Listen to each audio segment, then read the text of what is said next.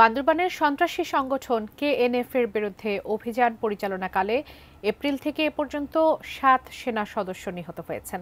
এক ব্রিফিংয়ে তথ্য জানিয়েছেন সেনা সদরের মিলিটারি অপারেশনসের colonel staff colonel Intekhab Haider Khan. তিনি জানান, এর বাইরেও গত ২ সপ্তাহে দেশের বিভিন্ন স্থান থেকে নানা অপরাধে সম্পৃক্ত ১,৩২৮ জনকে গ্রেফতার করেছে সেনাবাহিনী। আরও জানাচ্ছেন মাহফুজা মোসলেহি।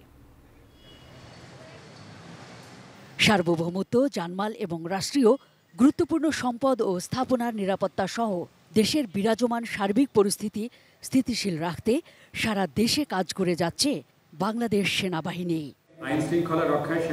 আইনশৃঙ্খলা রক্ষায় সেনাবাহিনীর এসব কার্যক্রম নিয়ে বৃহস্পতিবার এক প্রেস ব্রিফিংয়ে জানানো হয়, বান্দরবানের সন্ত্রাসী সংগঠন কুকি চিন ন্যাশনাল আর্মির বিরুদ্ধে অভিযানে অস্ত্র ও বিপুল পরিমাণ গোলাবারুদ উদ্ধার হয়েছে।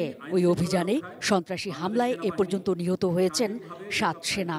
কুকি চিন ন্যাশনাল আর্মির হাত থেকে স্থানীয় নিরীহ জনগোষ্ঠীকে রক্ষায় বাংলাদেশ সেনাবাহিনীর নেতৃত্বে একটি বিশেষ যৌথ অভিযান গত এপ্রিল ২০২৪ থেকে পরিচালিত হয়ে আসছে। সশস্ত্র সংগঠনটির পুঁতে রাখা আইইডি বিস্ফোরণ এবং অতর্কিত হামলায় এ পর্যন্ত বাংলাদেশ সেনাবাহিনীর ৭ জন বীর সেনানী শহীদ হয়েছেন। কাঠ ও পিভিসি ম্যাটেরিয়ালের সংমিশ্রণে তৈরি আধুনিক আরএফএল উডিডোর, কাঠের চেয়েও কঠোর। ব্রিফিংয়ে দেশের বিভিন্ন স্থান থেকে গত ২ সপ্তাহের যৌথ অভিযানের চিত্রও তুলে ধরা হয়।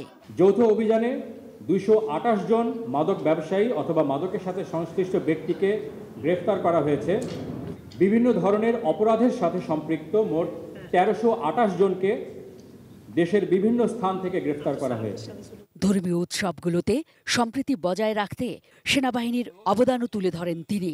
জানান, আইনশৃঙ্খলা রক্ষার পাশাপাশি বৈষম্য বিরোধী ছাত্র আন্দোলনে আহতদের মধ্যে ৩,৩৩০ জনকে দেশের বিভিন্ন সিএমএইচে চিকিৎসা দেওয়া হয়েছে। সুচিকিৎসার জন্য ৪ জনকে পাঠানো হয় সিঙ্গাপুর এবং থাইল্যান্ডে। বৈষম্য বিরোধী ছাত্র আন্দোলনের বিভিন্ন সময়ে যারা আহত হয়েছেন তাদের সুচিকিৎসার জন্য সেনাবাহিনী অদ্যাবধি ৩,৪৩০ জনকে দেশের বিভিন্ন সিএমএইচে চিকিৎসার ব্যবস্থা করেছে। দেশে অস্থিতিশীল পরিস্থিতি তৈরি করতে এক শ্রেণীর লোক ইন্ধন যোগাচ্ছে জানিয়ে শিক্ষার্থী এবং সর্বোপরি সাধারণ মানুষদের সতর্ক থাকারও আহ্বান জানান এই সেনা কর্মকর্তা। করছেন কারা? যারা চিহ্নিত অপরাধী, ইন্ধনদাতা কিছু আছেন যারা উদ্দেশ্য প্রণোদিতভাবে কাজ করছেন। আর একটা বড় গ্রুপ আছে যারা দেশের সাধারণ জনগণ। ঠিক আছে, আমরা আশা করি ছাত্ররা, শ্রমজীবী, কর্মজীবী, সাধারণ মানুষ যারা আছেন প্রত্যেকেই তার নিজ নিজ জায়গায় থেকে আমরা দেশটাকে কোথায় দেখতে চাই এবং সেখানে আমার নিজের কি দায়িত্ব সেটা বুঝবেন। Mahfuza Moslehi, ATN news, Dhaka.